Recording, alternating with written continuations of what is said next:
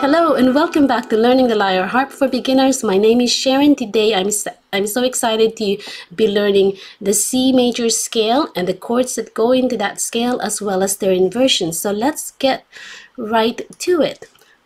I am going to be sharing my screen with you.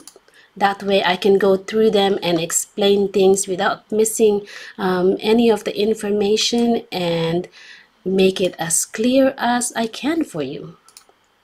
So right now what you are seeing is the C major scale right above here, and the name of the scale is always denoted, we always call them by the first note of that scale. So in this instance, this is a C major scale. That means our one note is C and everything else is built on top of that. So C, D, E, F, G, A, B, and then we start all over again with C. There's only 7 notes in the musical alphabet, and C is your 1 note, D is your 2 note, E is 3, F is 4, G is 5, A is 6, and B is 7.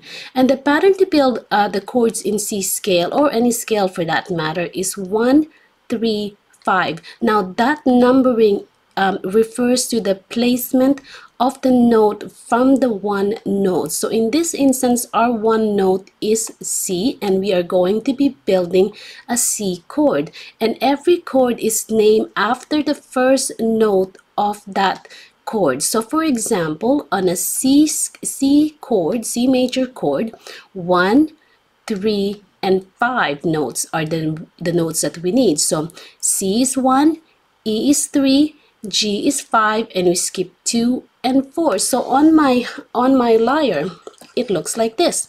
I have my thumb on C, I have my index finger on E, and my middle finger on G, and I pluck them all together. I have a C chord, and that's how easy it is. So if we look down at the diagram below here, I have all of the major chords in its root position, all showing here for you. And the first one is C major, D minor, E minor, F major, G major, A minor, B diminished, and C major. Now if you notice, and you could play this on your lyre, you will see that the placement for every single one of these is the same 1 plus 3 plus 5 note pattern, and your one note is the name of that chord. So for the C chord, the name of that chord is C because it's built on C, and the third note above that and the fifth note above that, so it's C, E, G. And if I want to play the D minor chord, I will just move my hand. It's the same cookie cutter hand position. I will just move it one string above. Now my thumb is on D, my index finger is on F, and my middle finger is on A, and I now have a D minor chord.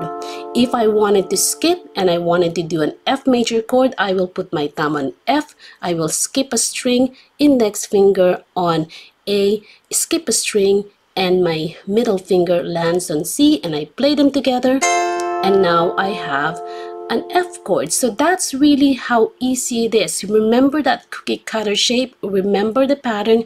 It's 1, 3, and 5, and each chord name is built on the one note of that chord, and everything else is built above that. So that's the root position.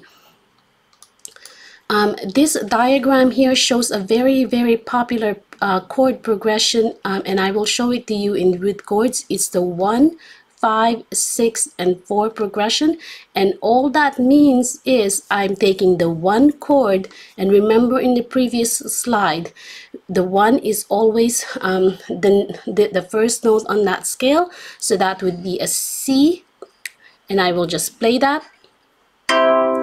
And then I would go to the 5 chord, and that means it's 5 strings up from C. So I would go 1, 2, 3, 4, 5. I land on G. That's C, D, E, F, G. So that means I take that cookie cutter hand position, which means thumb on the first string, which now changes to G, because we are now playing the G major chord, the third string above that. So I skip one and I put my index finger on the third string from that note.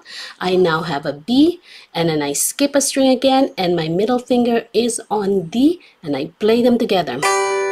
Now I have a G chord. Now it's telling me I need to go to an A chord. So that means again from the C I count to the sixth note.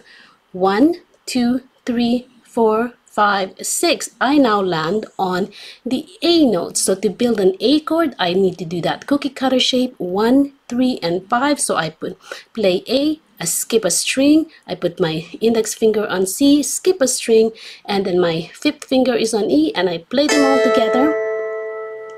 And now it's telling me to go down to do the 4 chords. So then I'm going to count from C, 1, 2, 3, 4. That means an F string. And I take that cookie cutter shape again to make the chord. I go F, skip a string, land on A with my index finger, skip a string, land C on my middle finger, and I play them together.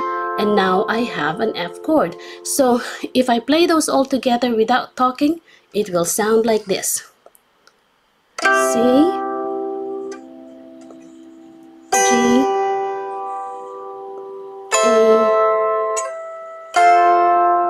and that's a very, very popular chord progression. A lot of songs, especially in pop songs, are built on this chord progression. So it's a really nice pattern to know.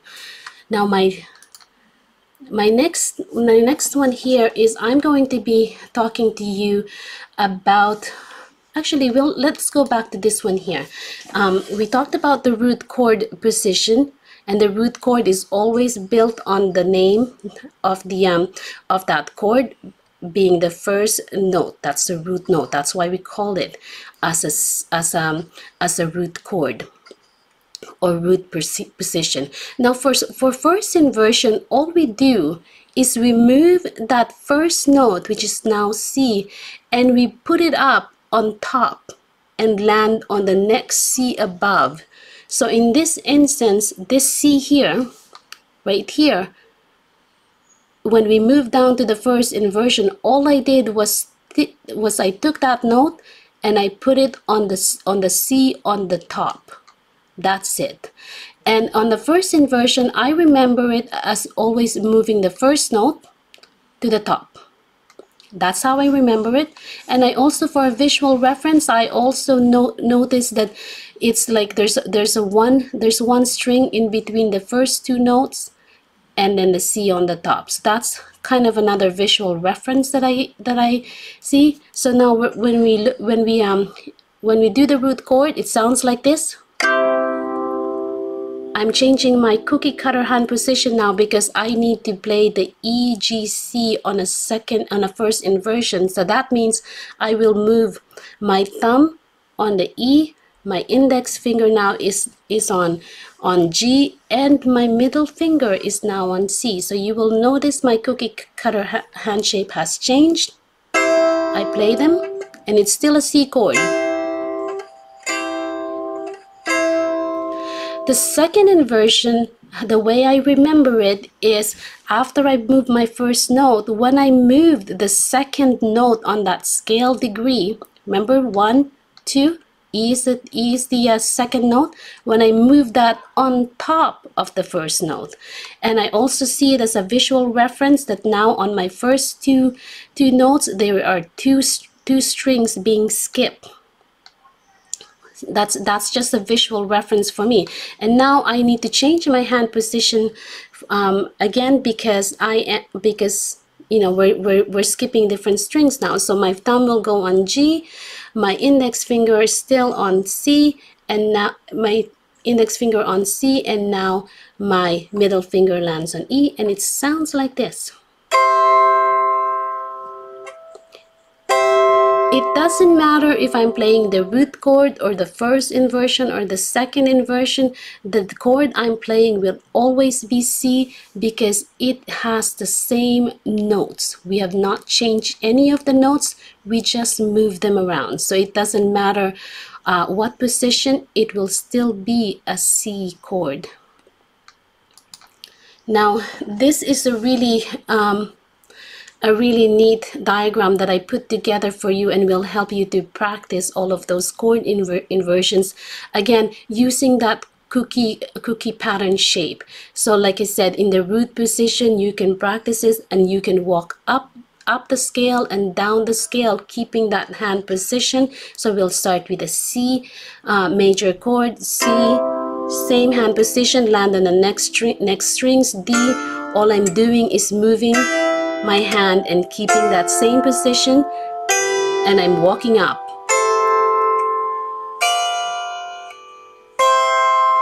Okay, so try that, do it a few times, but while you're doing it, make sure that you are saying the notes of the chord names. That way you also remember how it sounds as you're going through it, and play it a few times before you move up to the next chord. That way you really remember and you really embed it into your mind.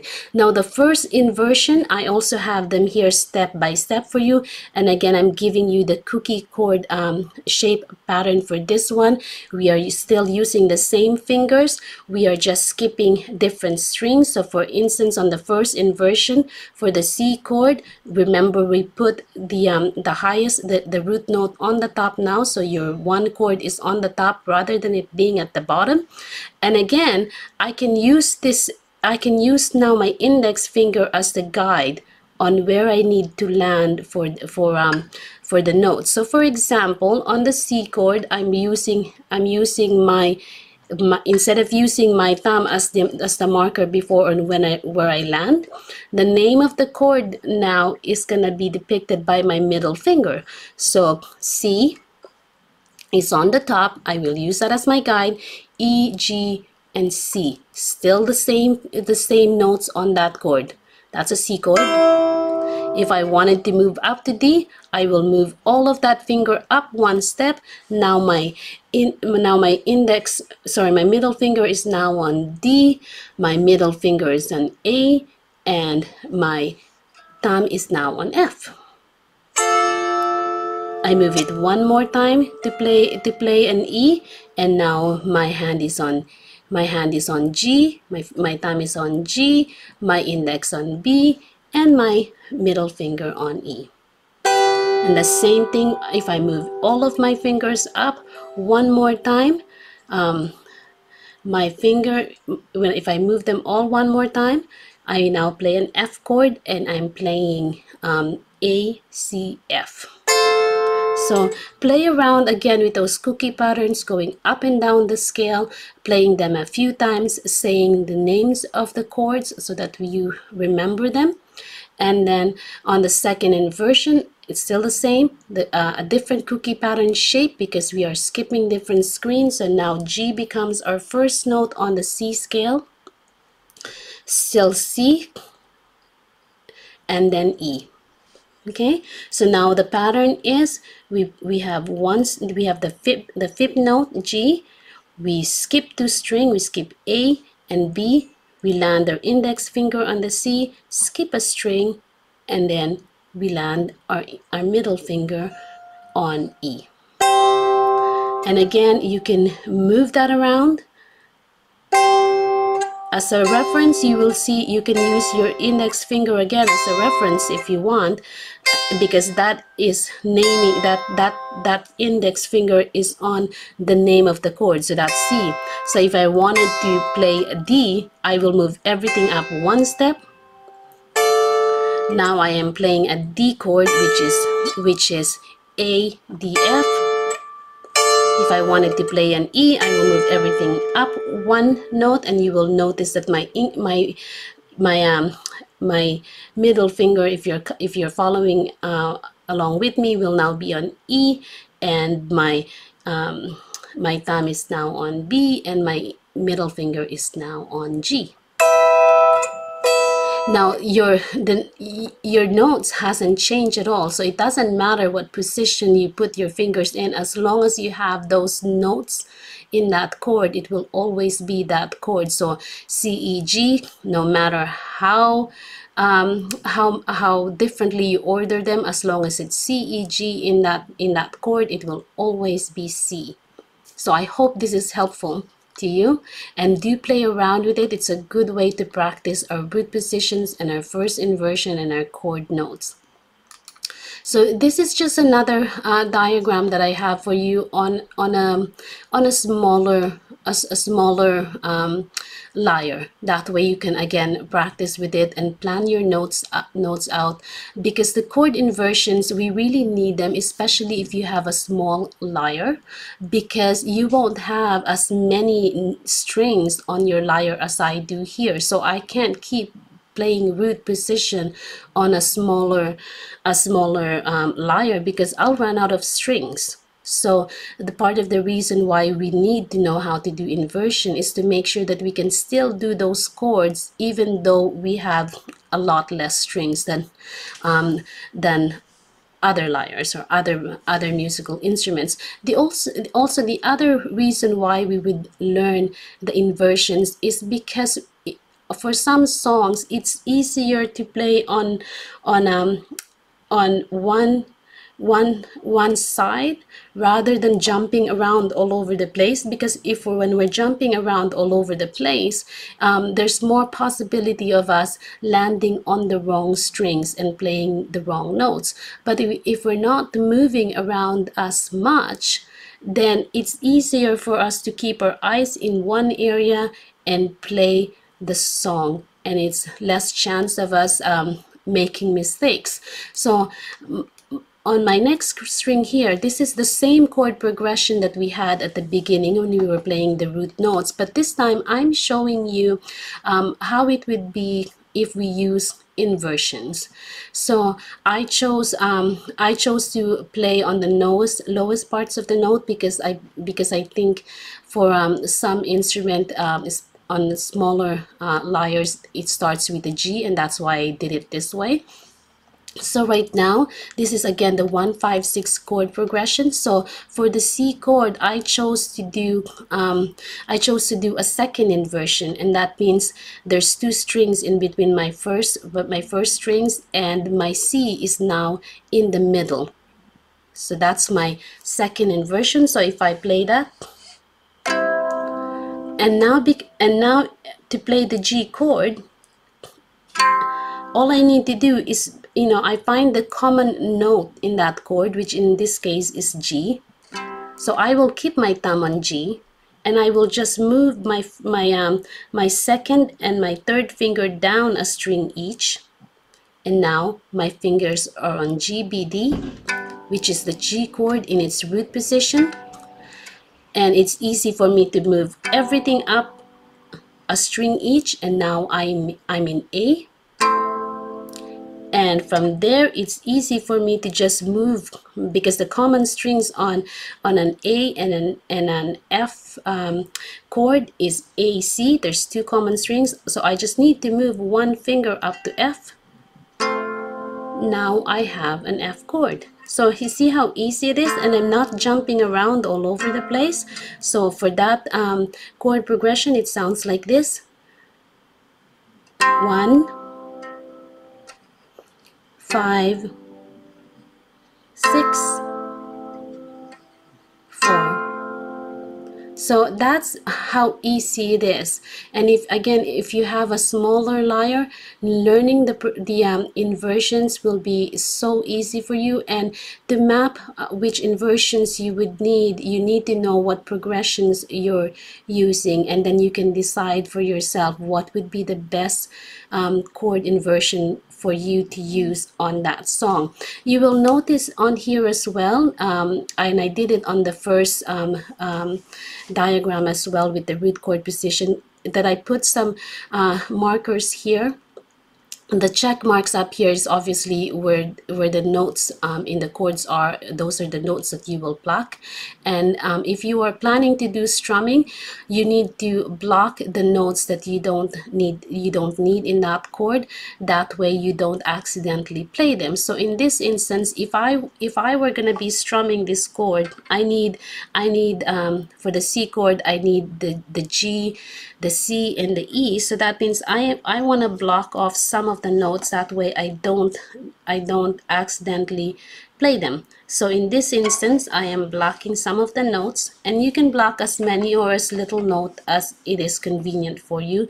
Right now I'm blocking A and B and D, and I'm blocking all the way up to E, making sure that I stop on E and I don't accidentally block the F. I'm doing a C chord and blocking it. And then if I wanted to play the G, I will now go ahead and block the A, the D, sorry, the A, the C, and the E, because those are the notes I don't need to do a G chord.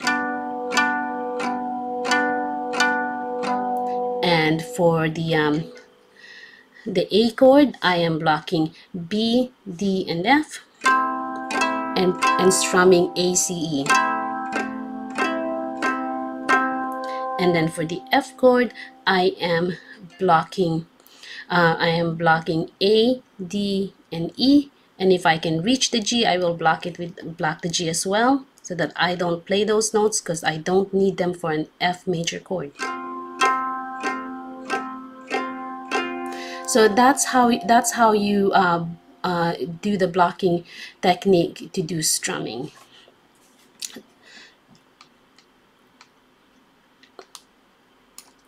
Now on this note here, I am giving you kind of like an assignment, if you can call it that way, but this is really just for your benefit. You can choose to do it or not do it, it's totally up to you, but I'm just giving you some of the most common chord progressions that we see, and I gave you the reference of the positions for the root chord, the first inversion and the second inversion, and I also gave you the cheat sheet of what the notes are in each of those chords. So if you wanted to play around with this and practice the chord progression, even if you want to memorize it, that way you can quickly see them if you see a lead sheet and it's easier for you to play them.